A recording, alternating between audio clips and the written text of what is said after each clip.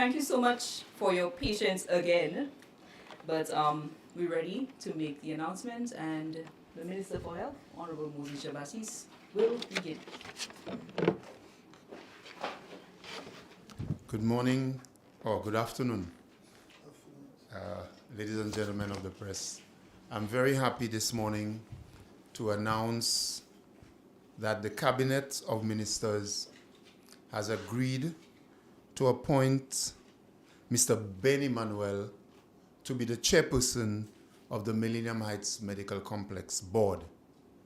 The other members of the Millennium Heights Medical Complex Board, as proposed by Cabinet, are Dr. Alicia Eugene Ford, who will serve as the Deputy Chairperson of the Board, Mr. Wen Gabriel, former Chief Environmental Health Officer, Mr. Perry Thomas, Dr. Kedma Daw, the Permanent Secretary of the Ministry of Health, Wellness and Elderly Affairs, Ms. Jenny Daniel, a representative of a union representing the interests of the employees of the medical complex, and also a representative of a recognized consumer association.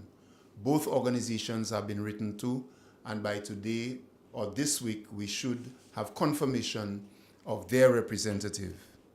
The Director of Clinical Services will also serve on the board of the Millennium Heights Medical Complex, and also the Chief Executive Officer of the Millennium Heights Medical Complex, who is Dr. Damian Greaves. I welcome Mr. Ben Emmanuel, a gentleman of immense experience in the public service, and recently the Cabinet Secretary. I also say to you that the Cabinet has full confidence in the abilities of Mr. Ben Emmanuel to chart the course of the future of the Millennium Heights Medical Complex. We look forward to working with him and his new board, and we also look forward to better things to come for the Millennium Heights Medical Complex and the health sector in St. Lucia as a whole. I wish also to announce that the government of St. Lucia will activate Part 4 of the Millennium Heights Medical Complex Act, and Part 4 of the Millennium Heights Complex Act reads, it's titled Inspection of the Medical Complex and the Medical Complex Premises. And I wish to read Section 49, and it reads, subject to subsection 5 and notwithstanding the provisions of any other law, the minister may appoint a suitably qualified person as inspector of the medical complex on such terms and conditions as the cabinet determines. So the government will activate Part 4, and an inspector will be appointed after deliberations by the cabinet.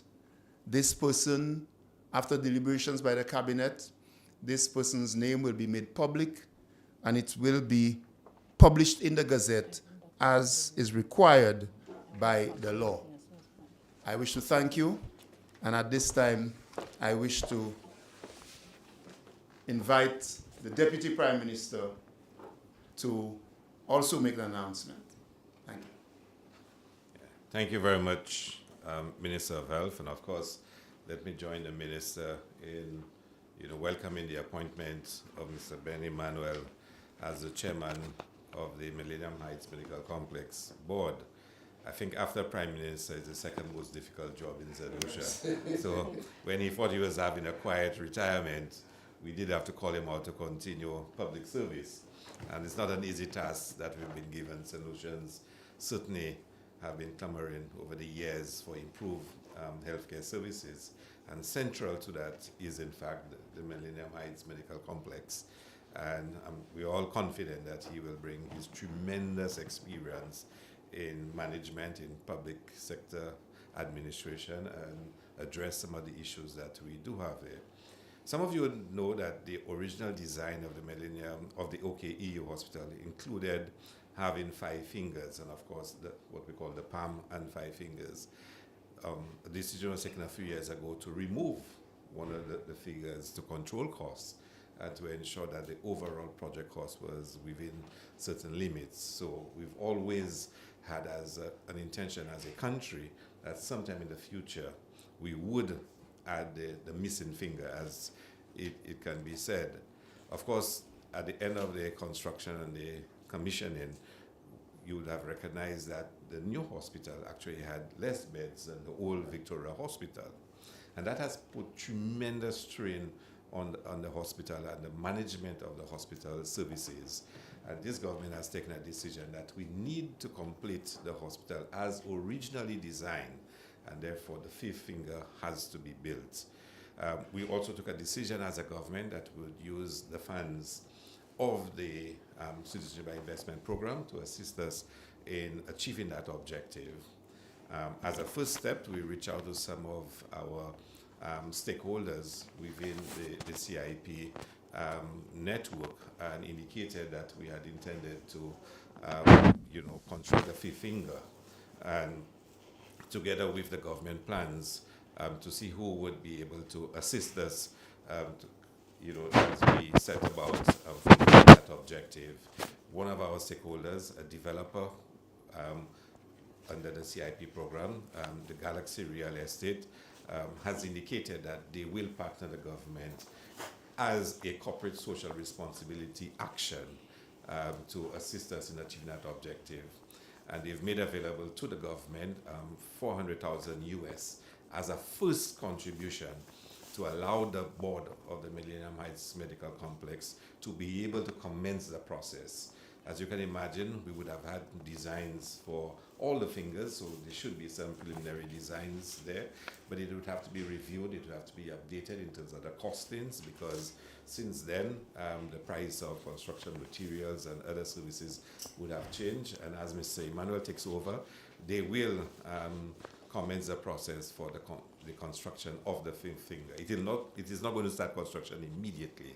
They have to go through the process and ensure it. But at least they will have a first contribution of $400,000 US made available by Galaxy Real Estate.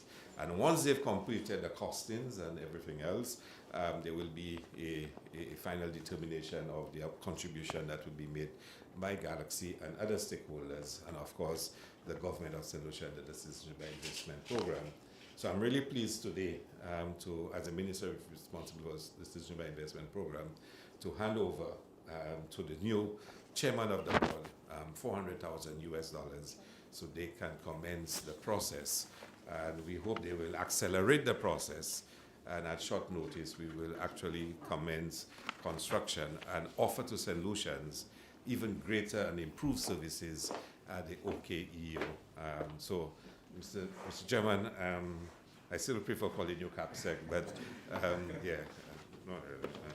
But I want to make available to you the donation of $400,000 US to commence the process. I think the Minister of Health and myself, we're really delighted to start you off with this donation, and of course to say to you, all of St. Lucia is willing you on to succeed in your new task. Thank you very much.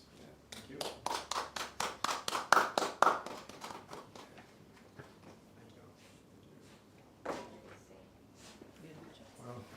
Thank you very much, Minister, for this presentation.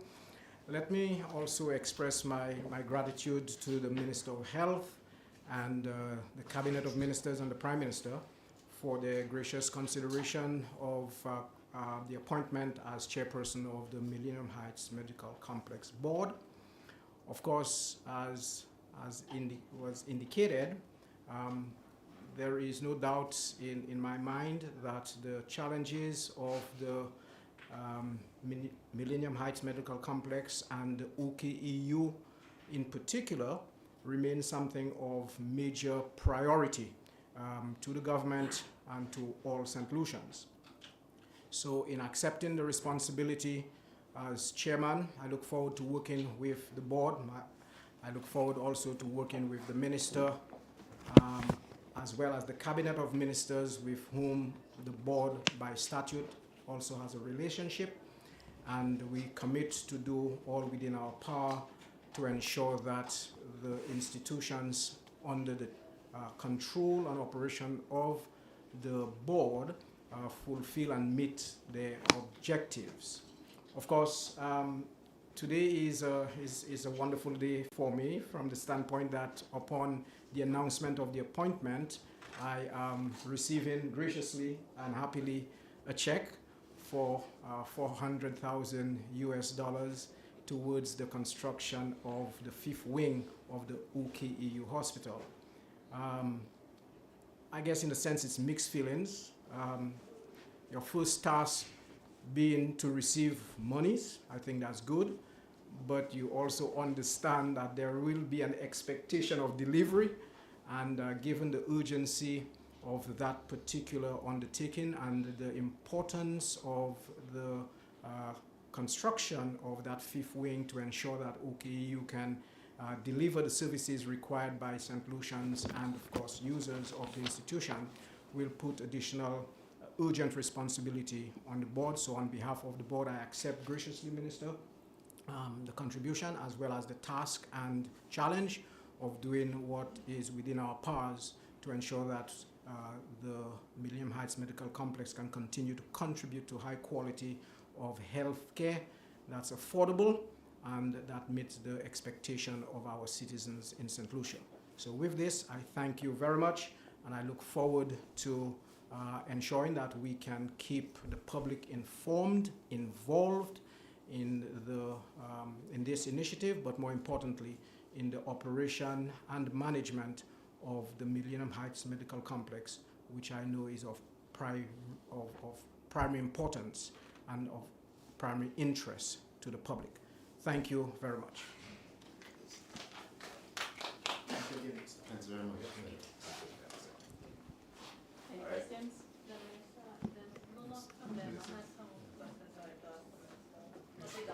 John, your own business. Yes, sure. Yeah. Sorry to Yes, take you I'll from take your a few. Yeah, We just have, it's the unrelated cabinet, to that, but there are. First, I wanted to find out an update on the cancer registry and where we are with that. I know last year you had announced how is the data collection going and the information, is it being put to use? Yes, well, tomorrow, as you know, is World Cancer Day, Yeah. and we continue to work to establish the cancer registry.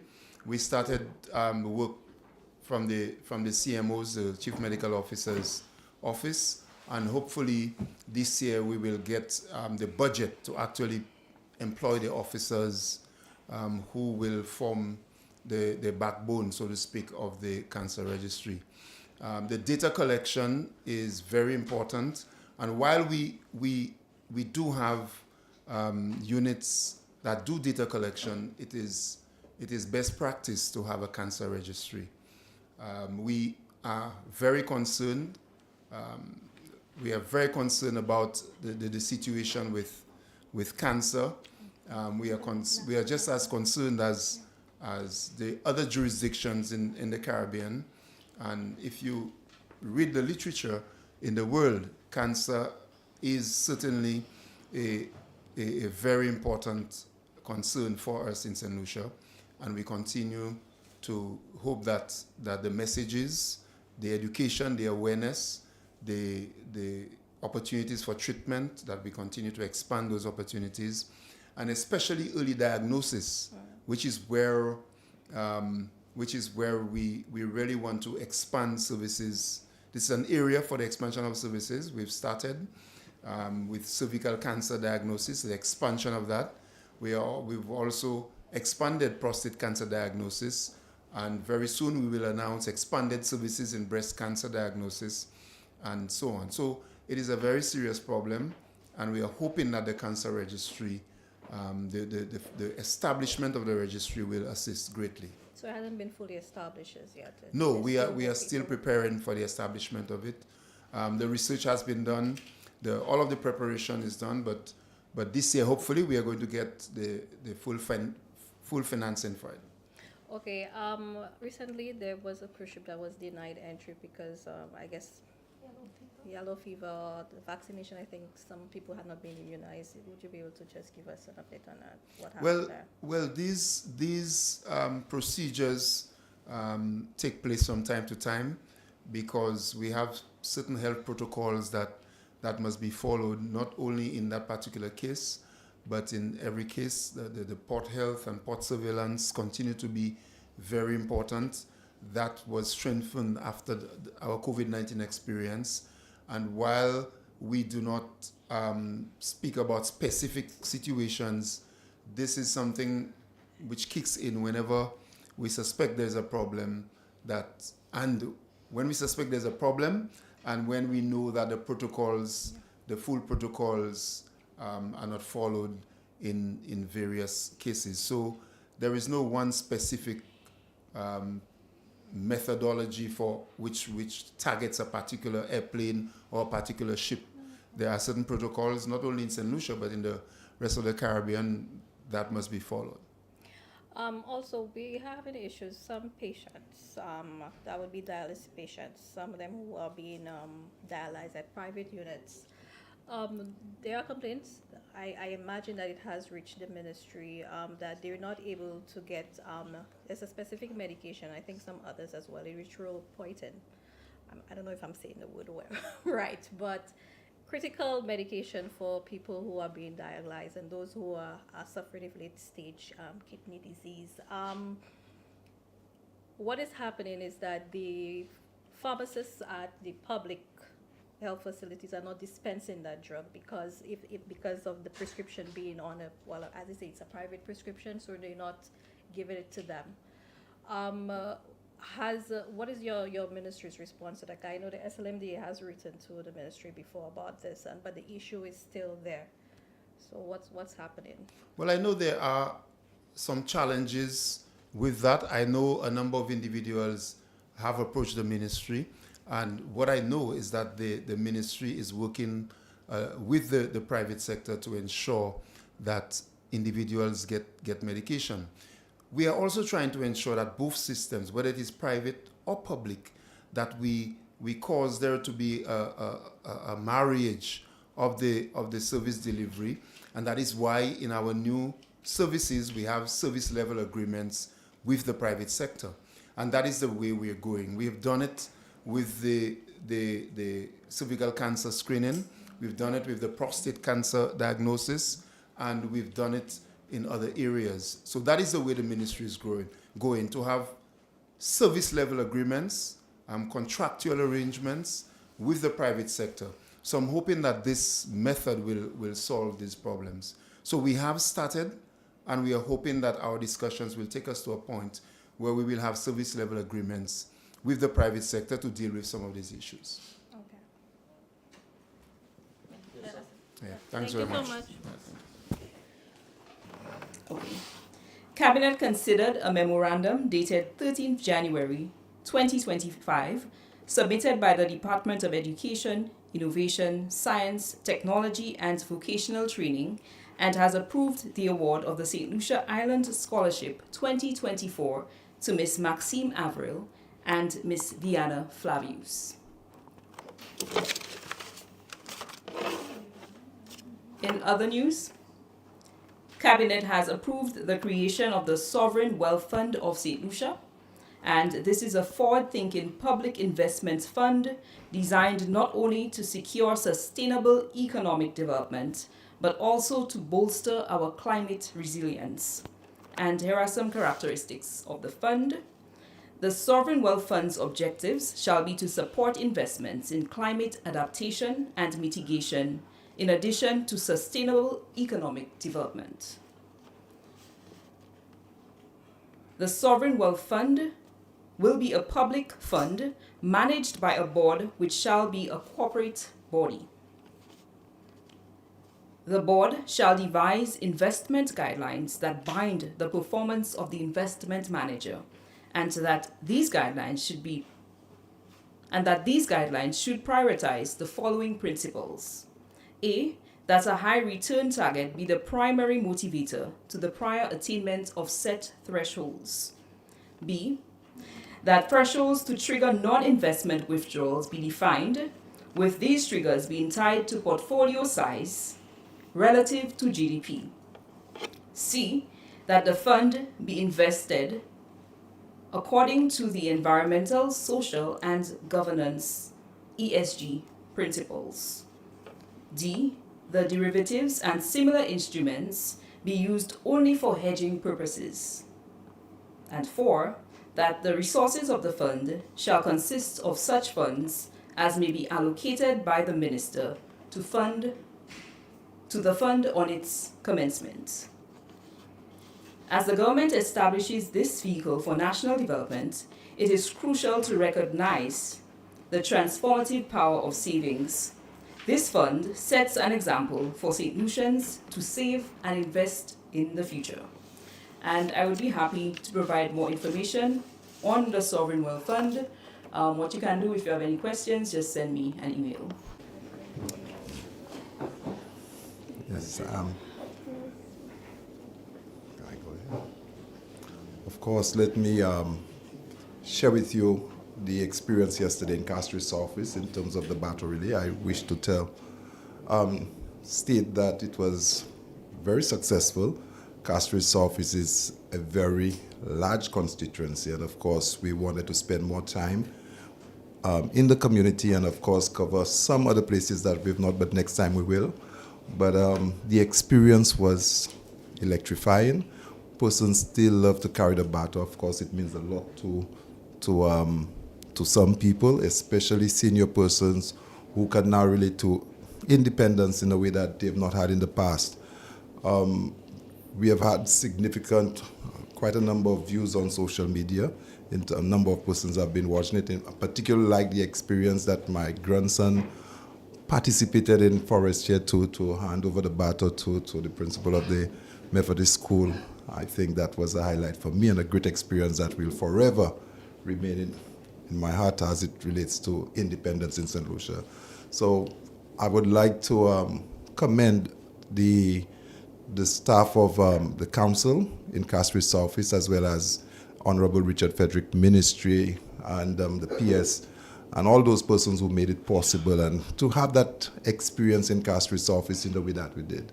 We will continue to support every independent experience as it relates to the battle relay, and of course we'll be very innovative next time as we continue to celebrate, and I hope all of you here get an opportunity to participate in holding and putting your hands around that baton. It feels something very, very special to experience. Thank you. Okay, so for the Minister for Education, Sustainable Development, Innovation, Science, Technology, and Vocational Training, Honorable Sean Edward, will address us now.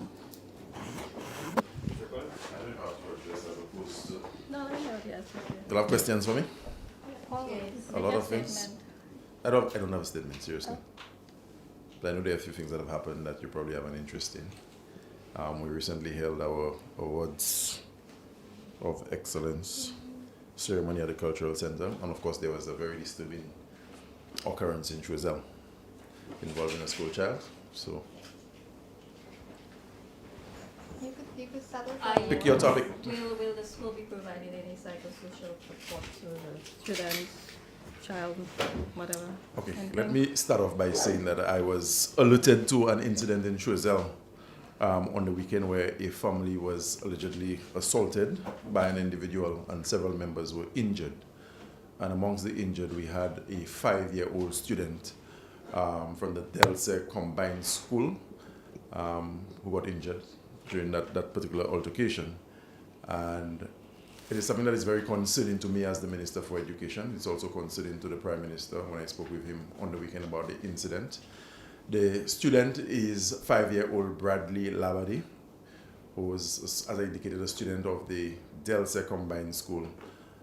Bradley sustained injuries to his right arm. I got word of the incident on Saturday morning, and I immediately proceeded to the St. Jude Hospital where I visited the child.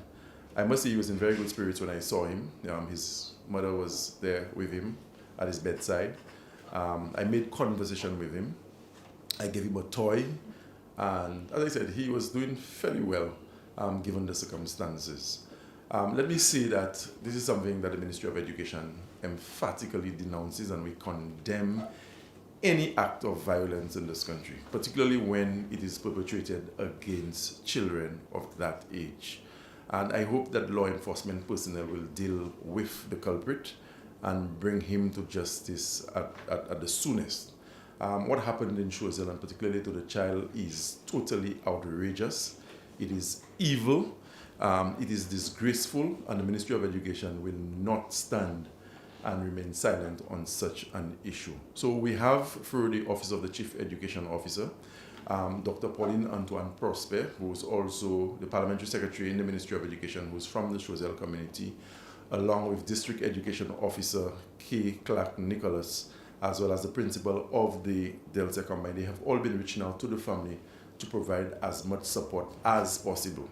But more specifically, Mrs. Joycelyn Eugene, who heads our counseling services unit in the Ministry of Education, she has been able to mobilize her staff to ensure that we provide the requisite psychosocial support, not just to the injured child, but the entire school population at Delse and whoever else in the community might be needing that kind of intervention.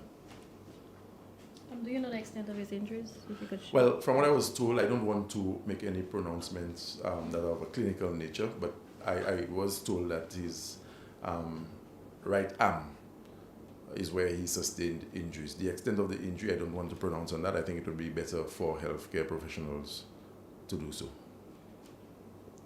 And one of your constituents, Timikwa Ditourville, she did well on the regional stage. Your thoughts on her achievements? Yes, I think I would have indicated via a social media post that we in the Mabuya Valley, Denirvia more specifically where she's from, I'm from Denirvia as well, we're extremely proud, and I'm sure all of St. Lucia is extremely proud of Timikwa Ditourville for the manner in which she represented our country at the OECS pageant. I must tell you, the opinions are very, very strong on the ground in terms of how the results could have gone. But that notwithstanding, we're extremely proud of Timikwa. I think she did very, very well. She represented us admirably. And I'm hoping that her exploits in the realm of pageantry, not just regionally but locally, will positively impact the young people in our community, particularly the young ladies. Any updates on the Spartan University saga? I have no update to that. Okay, we have had some issues with Spartan. They have struggled with accreditation. The Ministry of Education is not responsible for accrediting medical offshore schools and the programs that they provide. But we work with them. It is CAMHP. CAMHP is a body that provides accreditation for regional healthcare institutions that teach medicine, that train doctors.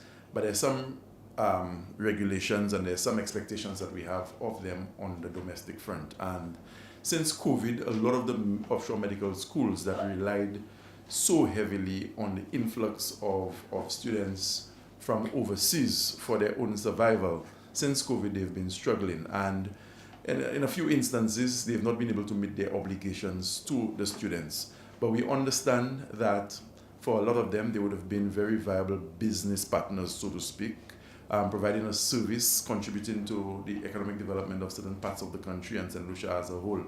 And before we could have resorted to bringing in the police and punitive measures against them, we wanted to work with them, put mechanisms in place to help them deal with some of the challenges that they would have faced and some of them are still facing.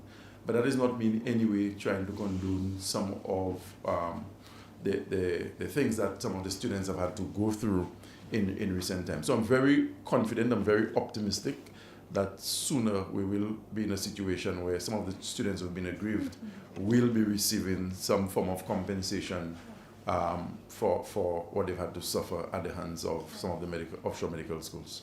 So did you guys actually meet with the students, or was this based on the letter? We have met with some of the students. We have met with representatives of the schools.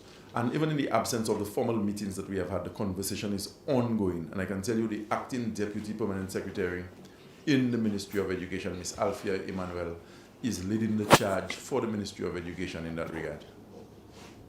Yes, Mr. Minister, we know that just recently you spoke about the schools zone out the TVET and What is the latest update regarding TVET? Are we seeing more interested, more more keen participation in the TVET area? Yes, I think the TVET program in the Ministry of Education is arguably the flagship program in education for the time being. You would have heard me on several occasions before speak to the transformation of 4 traditional secondary schools to TVET institutes. The former Grand River Secondary School, the former John Odlum Memorial Secondary School, the former PI Secondary School, and the former Angers Secondary Schools. Those have been repurposed to full-fledged TVET institutes where students enroll with a view to acquiring certain skills that would make them ready for the world of work upon graduation. We are looking to broaden the curriculum. It is still work in progress, but I'm very satisfied with what is coming out. The initial first steps that we've made are proving to be very rewarding, and I can see the numbers increasing at those institutions. What you must also take into consideration is the fact that there are 2 entry levels.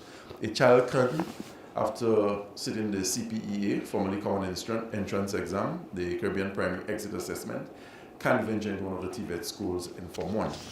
A child can choose to go to a traditional secondary school, and maybe after consultation with the teachers, the parents, a decision can be made at the family level that they will want that child to transition to one of the TVET institutes at the Form 3 level.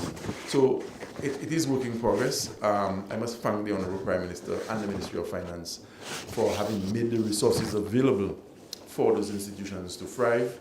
And so far, I'm extremely pleased with the rollout. And I can only see this thing growing from strength to strength in the ensuing academic years. Yeah, and just we know the building construction field is one that yes, attracts a lot of employment. Now, we once had the building tech at the mall. I don't know what became of the building tech, but with the building, building technology and even civil engineering, we have roads, we have bridges. Would that kind of area fit into this whole TVET? Well, the TVET program emanates from the labor survey, market surveys that we would have done, where you basically having a snapshot of your workforce and to see what skills deficits exist in the workforce. And the TVET programming is supposed to take care of those gaps, those deficiencies in the workforce. So we're not just teaching certain subjects or putting certain programs on the curriculum because they are fashionable.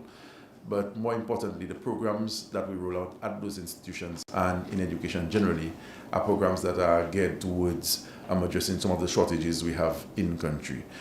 You spoke specifically about construction engineering.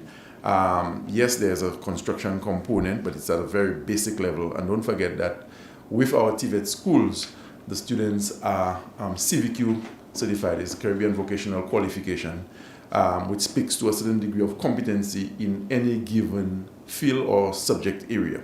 The advantage of having this piece of qualification is that quite apart from saying to an employer locally, look, I have attained a certain level of skills in a particular area, the CVQ also exempts a graduate of one of our TVET institutes from needing a work permit if they were to take up employment in any CARICOM member state. So this is an added advantage.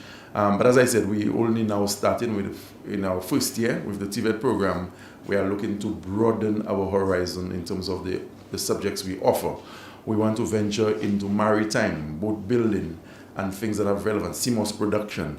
We're talking about things that can gainfully employ our students. And I would have made the point previously that we want for there to be less of a reliance on the public service for employment, so that when this child graduates from a TVET institute, this child has the skills to be able to set up a small business, of course capitalizing on the opportunities that exist at the Youth Economy Agency and things of that sort. So there's a potential for you to employ yourself, to be self-employed, and to also create employment for your peers. And that is where we want our country to go. A small island developing state like St. Lucia cannot do well only with the performance of government. The role of the private sector is indispensable when we speak of economic growth and expanding our fortunes as a small island developing state. The government of St. Lucia is closely monitoring the recent policy shifts by the United States government, particularly as they regard to the imposition of tariffs and the changes to immigration policy.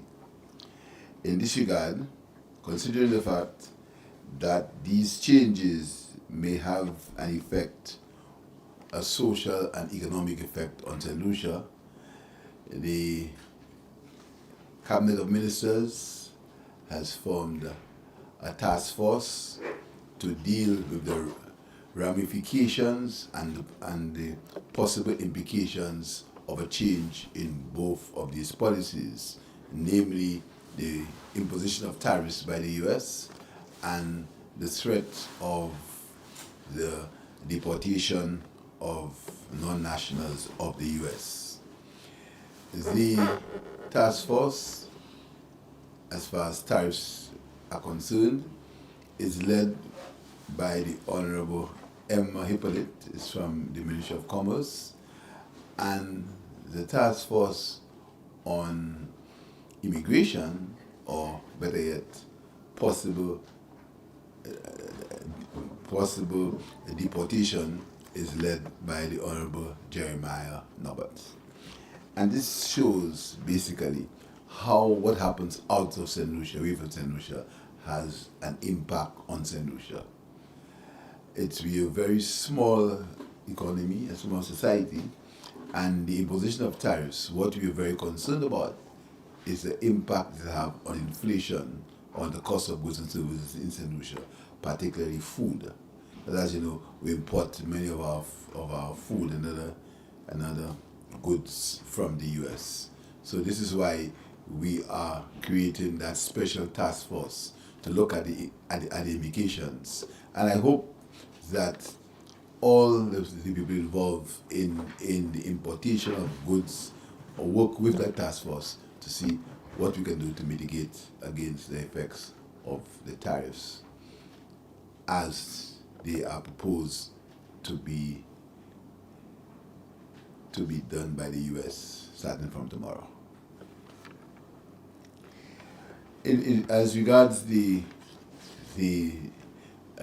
decision by the US to stop foreign aid, there are a few programs that St. Lucia has, a few US-funded programs, such as the Violence Interruption Program sponsored by USAID, the CREP, which is the Community Reintegration Program for the inmates of Bordelais, and the OASIS program. They are now on hold because they're waiting for the final word from the US. But the government will do everything within its power to safeguard these programs and to safeguard the well-being of the people of St. Lucia. That's it. Any questions? Yes. For second question? Could we, there is a problem where our viewers say they can't see the people in the press who's asking the questions. So it looks as if I'm speaking to myself. I'm answering my own questions. Our viewers complain about it. Why don't you want the viewers to see you? No, I said, do they have? I think you should have a next camera. Yes, we want to get another camera because it sounds as if I'm speaking to myself. But it's not. They had a question.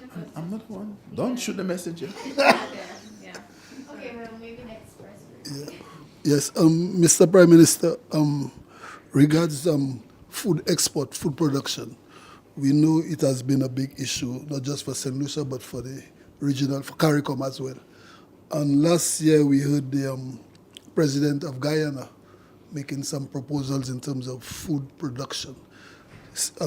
Bearing in mind the situation now with the tariffs, a lot of the foods that we import. In fact, do you think there is an urgent need for CARICOM now to provide? And I don't want to sound reproachful, but remember some time ago in my first year of office when I spoke about using our bananas and how I was ridiculed by the opposition, and when I spoke about people trying to use to consume what they grow, and I put a pun on it. I said, eat what you grow and watch what you eat and eat what you watch.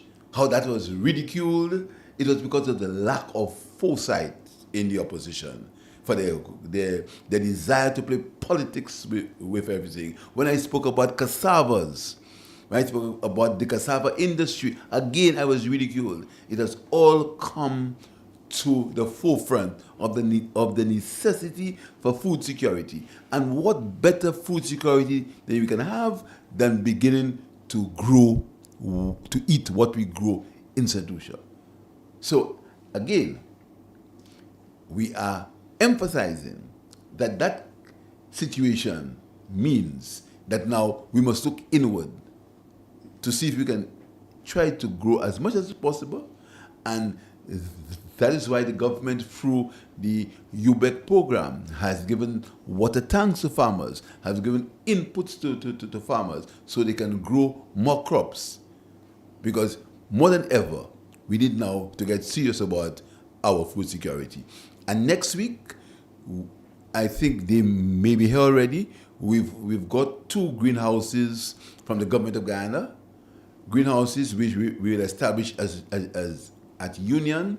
If you look in the last year's budget, you'll see some money in there for youth involvement in agriculture. These greenhouses are going to be set up, and we got some young people to begin to experiment to modernize their agricultural practices. Yeah, just one quickly. We'll see that the Ministry of Commerce as a first in businesses now, in manufacturing. Would that be an added incentive for manufacturers now to be able all part of it for agro-processing, yes, converting our fruit into juice, etc. And the youth economy is doing very well in that regard. Young people getting involved in it. Now more than ever, it shows the importance of having local produce and local goods for our consumption. Prime Minister, in your opening statement, you did mention about a task force. What do you hope this task force will do and assure St. Lucians of the high price? I can't assure anything. The United States policy is not dictated by St. Lucia. The United States policy is dictated by the United States. When they decide on the policy, we have to find ways and means of mitigating the effects. So assurance is not possible. What's possible is the government will do whatever the government can do within its powers to lessen the effects of American policy on St. Lucia. We are friends of the US, and I'm sure at CARICOM, I'm sure the prime ministers of the region will make a statement as far as that is regarded. To give you assurance is because we're not even sure of what the American policy will be tomorrow.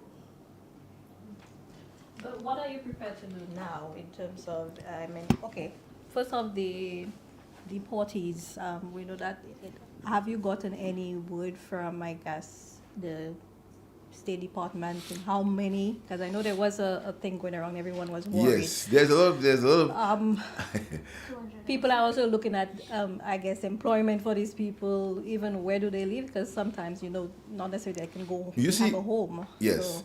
There's, as expected, there's a lot of panic. And we understand that. But I don't want to speculate. Nor must I spread panic. What I'm saying is that we've got no official notification yet.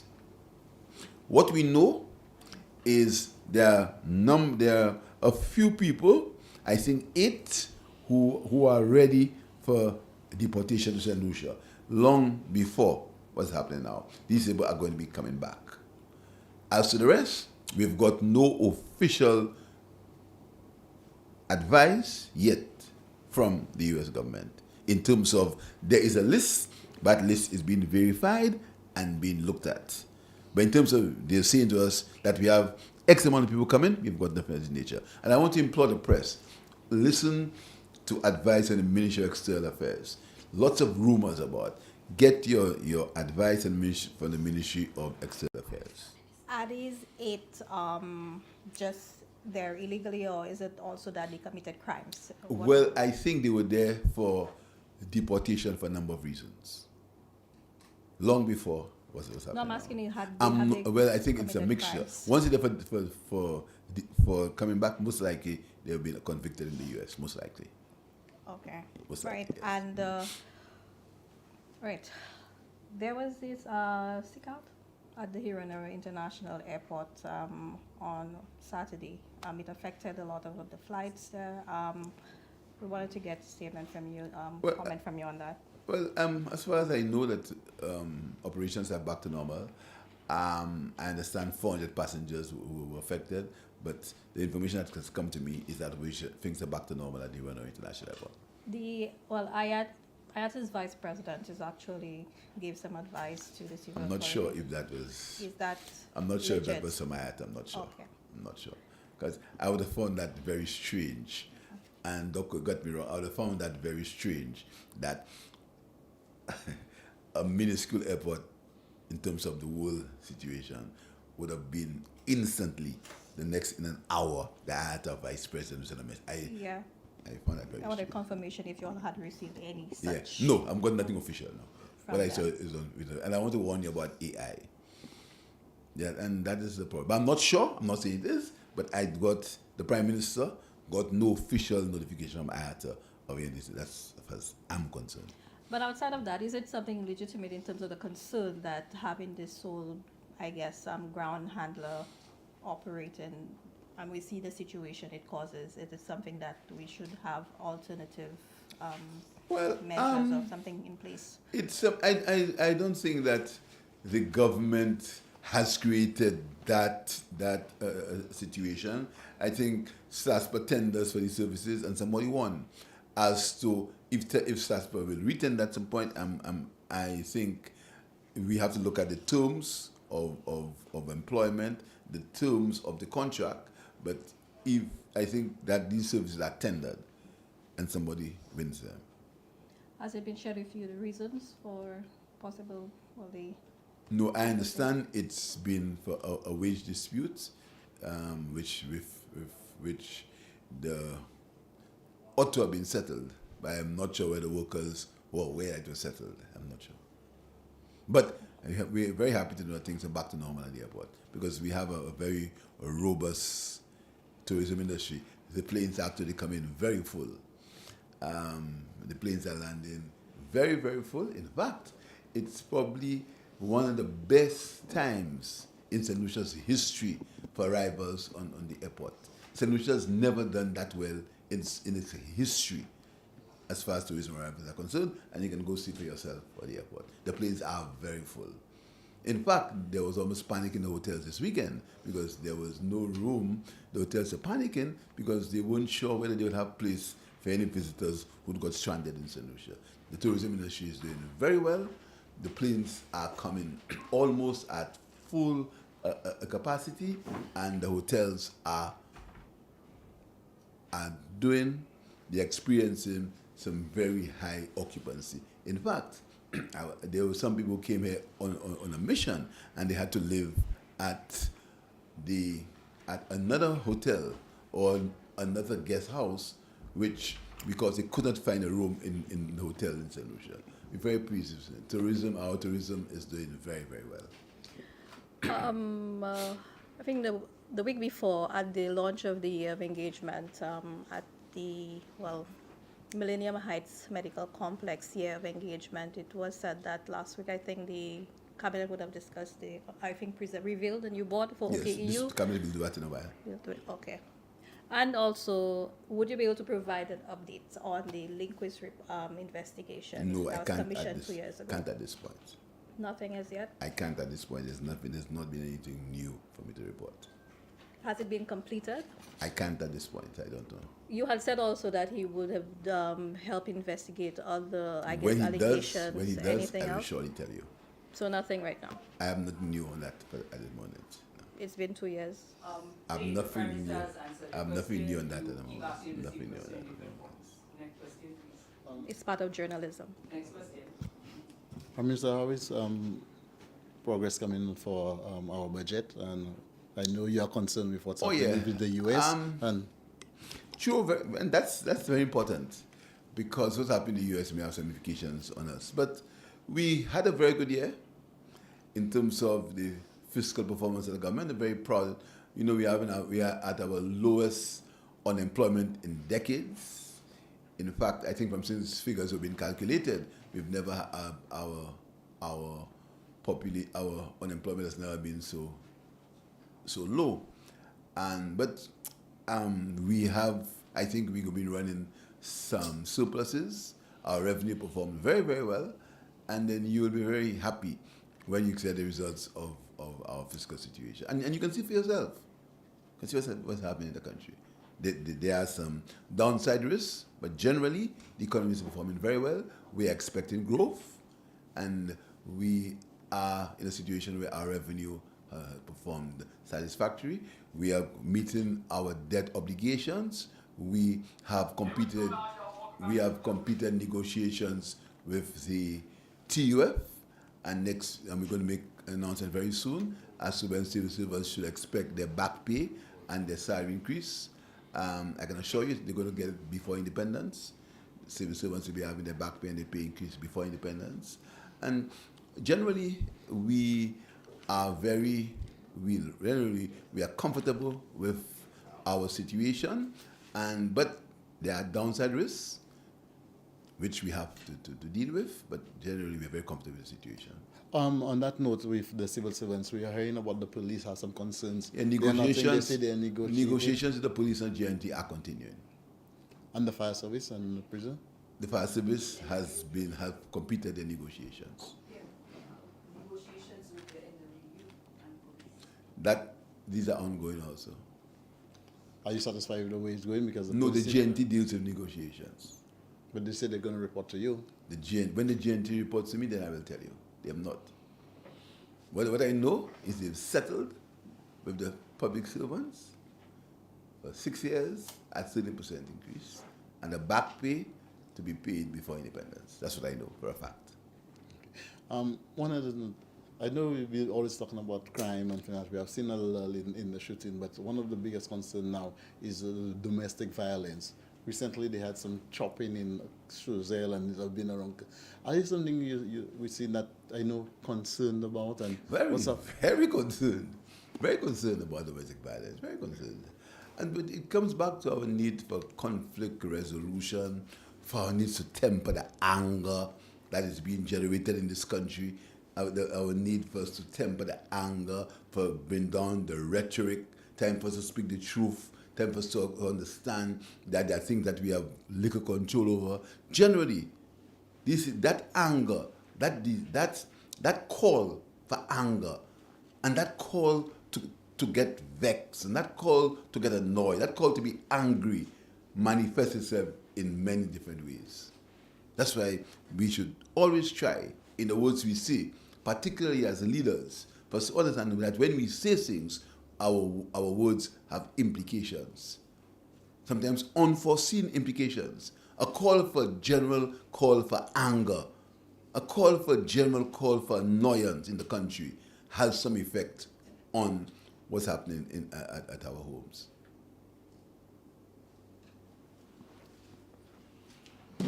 Okay, the Minister of Education.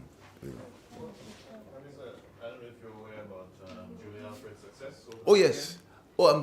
Thank you. I really want to congratulate Yogi Joan Deportation. He won a Grammy last night, and he's from Ansari. He's a native of Ansari. His mother was a late Petronia Deportation. She was that was her thing. She was involved in the arts, involved in music, and I'm sure where she's resting now, she's very, very happy. So I want to congratulate him, Yogi, for his award. I also want to congratulate our 100-meter sprint star who won a 300-meter race yesterday, Julian Alfred. It shows her versatility. She's won the 100 meters, 200, and now the 300. again, we're very proud of her. And St. Lucia is really in a good place these days, in a very good place. In a very good place. Very happy for the performance of our young people. And we have two island scholarships, which the press secretary will announce. And you were at the award ceremony on Thursday, the number of young people who did very well at exams, particularly those from Vieux Fort. You've been hearing a lot about Vieux Fort. The Vieux Fort Secondary School performed the best in terms of results. The Vieux Fort Secondary School. So our young people are doing very, very well. I want to encourage them. One final question from me, Minister. We have just recently heard that the opposition leader has claimed that the government will be imposing tax on the hotel sector. Is there any truth in that? I have no information on that. You believe he's up to mischief as well? I have no information on neither what he's up to. What about any taxes? In the budget, I can tell you that in this budget, there will be no new taxes. Are you satisfied with the independence celebration so far? Yes. So we've been going along. This it always ends in the last 22nd. Going forward, the last week, there's many things happen. This year is pretty diversified. The parade will be happening at the Minderfield Park. I'm sure Jerry will be happy. That's in his constituency. So all of us are going to be at the Minderfield Park for our parade, and there's also a business expo in the south of the country in Vieux Fort. So it's pretty diversified. And I want to tell us, St. Lucia's independence is ours. It's a national situation. I mean, it's national. So I want to tell all of us to enjoy our independence. We have a lot to be proud of in St. Lucia. A lot to be proud of. I'm very happy to be the Prime Minister of St. Lucia at this time. I'm very happy. I want to thank the people of St. Lucia for their cooperation, for their trust, for the way the majority of people of St. Lucia have handled their affairs. You can see it every time. You can see the desire for people to do better. In fact, there's been an over-subscription both at the youth economy and at the Ministry of Commerce as far as business is concerned. There's an over-subscription. There's a shortage of building materials. People are building their homes. There's a lot of excitement. There's a lot of confidence in St. Lucia. I want it to continue. No independence holiday? 22nd of February. It's a Saturday. It's a holiday. Okay. Final comment here. St. Lucia's first international gold record hit singer, songwriter, Malcolm Matthew Emmanuel passed away. Yes, condolences, of course, for he was called Malcolm Locks McGarren. He was, again, very early started in the business of singing. He was a reggae singer. He performed very well. Again, part of our history that must be, I'm sure people like Rick Wayne would know him very well as far as his performance. Because Rick Wayne himself was also a singer. I don't know if many of you, I know many of you probably know him now as a journalist and a talk show host. He was a singer. He was a song called In My Imagination. I can't sing it like him, but he was a singer, Rick Wayne, so. Yeah, no, I say he was a singer. So he was, I'm sure Rick knows Malcolm very well. But when next you speak to him, tell him to give you a verse of In My Imagination. Thank you very much. Have a good day.